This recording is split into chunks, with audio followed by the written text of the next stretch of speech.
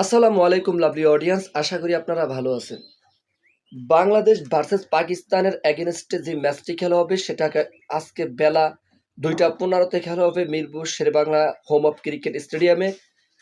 Definitely সবাই কিন্তু আশা আকাঙ্ক্ষা, যেহেতু স্পোর্টস জার্নালিস্টরা, স্পোর্টসম্যানরা এবং কি স্পোর্টস ফ্যানরা কিন্তু এখন এই মুহূর্তে একটা এক্সাইটেড কাজ করতে আছে। ঢাকা শহরে সেই মিরপুর শেরেবাংলা স্টেডিয়ামে খেলা হবে।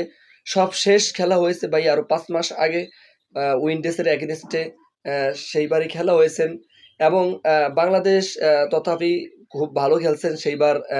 2-1 ব্যবধানে জিতছেন বাংলাদেশ এবং সেই উইন্ডিজের এগেনস্টে সৌম্য সরকার আপনারা দেখছেন ভালো খেলছেন, সাইফ হাসান ভালো খেলছেন। সেই আমরা এখানে আনএক্সপেক্টেড সাইফ হাসানকে আমরা দেখতে পাই না এবং তানজিদ তামিমকে আমরা দেখতে পাবো না। তো যাই হোক, যেই 15 সদস্য দল ঘোষণা করেছেন, ডেফিনেটলি এখানে কিন্তু শক্তিশালী মোটামুটি আছেন। সেখানে লিটন এখন সশরীরে থাকবেন, কিন্তু তাসকিনের বিপরীতে রাখছেন রিপ্লেসমেন্ট হিসেবে নাহিদ রানাকে। আসলে এটা হইল না। যে গতি হইলি, বলের গতি হইলি যে সে ভালো খেলবে, বিষয়টা এরকম না। কিন্তু হ্যাঁ, অবশ্যই সে ভালো খেলোয়াড়, এটা আমরা মানি। তো তাসকিন আহমেদ তো অনেক টেকনিক্যাল প্লেয়ার, ও তো টেকনিক্যাল প্লেয়ার না। আমি মনে করি তাসকিনকে ইনক্লুড করাটা অতীব জরুরি ছিল। যাই হোক, পাকিস্তান কিন্তু এই মুহূর্তে ছোট একটা দল, যদিও তারা র্যাঙ্কিংয়ে 4 নম্বর আছে ওডিআই র্যাঙ্কিংয়ে। ছোট দল বলতে তাদের সবাই কিন্তু ডেবু প্লেয়ার হবেন, 5 থেকে 6 জন, এবং বয়সও কম। এবং সেই জায়গায় পুরাতন প্লেয়ার হিসেবে থাকবেন শাহিন শাহ আফ্রিদি, ক্যাপ্টেন্সি হিসেবে রেজওয়ান, মোহাম্মদ রেজওয়ান, মানে ফাহিম আশরাফ, দেন হারিস রুফরা খেলবেন। তো বাবর আজম নাই, সেই জায়গায় বাবর আজম নাই, একজন প্লেয়ার, ভালো প্লেয়ার, অবশ্যই একজন ভালো প্লেয়ার নিঃসন্দেহে তিনি নাই। তবে তারা যে ছোট দল বা তাদের বয়স যে কম, সেটা আমরা মোটামুটি পাই এবং সে তুলনামূলক বাংলাদেশের কাছে তারা দুর্বল। তো সব শেষ এই পাকিস্তানের এগেনস্টে 2015 সালে খেলছিল, মানে 15 বছর আগে।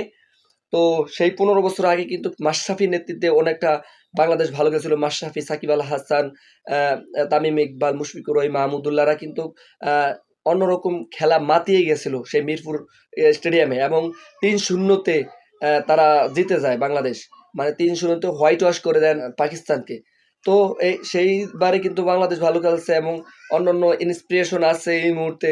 অবশ্যই বাংলাদেশ ডিজার্ভ করে যে বাংলাদেশ অন্ততপক্ষে আজকে সহ এবং কি তারা সিরিজ উইন করতে পারে, সেই সম্ভাবনাটা আমরা দেখি এবং বাংলাদেশ ডিজার্ভ করে। So let's see what happen, কি হয় দেখা যাক। আসলে বাংলাদেশ যে ব্যাকফুটে চলে গেছে সেটা আমরা মোটামুটিভাবে নিশ্চিত। ভাই, এখানে শ্রীলঙ্কা পর্যন্ত 6 নম্বরে আছেন ওডিআই র্যাঙ্কিংয়ে। দেন আফগানিস্তানকে আমরা ফাত্রিয়ে উল্টিয়ে দিতাম বা আমরা মানে ইত্রামি করতাম, সেই আফগানিস্তান এখন 7 নম্বর অবস্থান করতে আছে। আমাদের সেই হট ফেভারেট একটা ফরম্যাট, এবং সবসময় আমরা 6 থেকে 7 নম্বর থাকি অ্যাজ ইউজাল ওডিআই ফরম্যাটে। সেই অ্যাজ ইউজাল সেটা আমরা এখন আর নাই।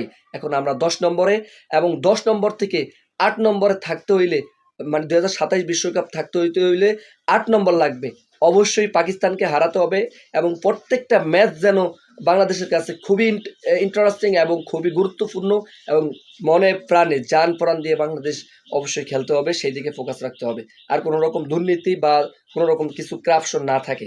So best of luck team tiger, এবং হোম অফ ক্রিকেটে জ্বলে উঠুক বাংলাদেশ।